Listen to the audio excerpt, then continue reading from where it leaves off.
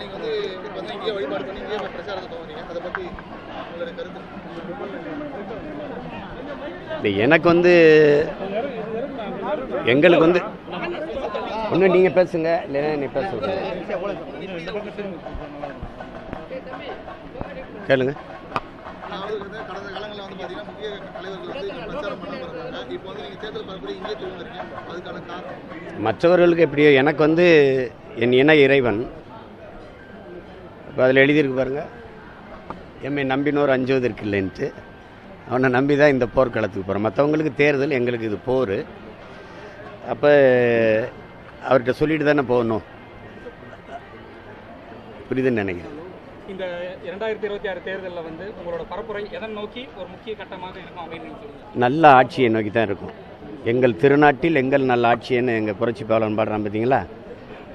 உலகத்தின் தலை சிறந்த நாடாக என் நாடை மாற்றி படைப்பேன். உங்களுக்கு புரியுதுன்னு நினைக்கிறேன். உலகமே திரும்பி பார்க்குற ஒரு நல்ல ஆட்சியை கொடுப்போம். பூமியின் சொர்க்கமாக மாற்றுவேன் என் தாய்நாட்டை.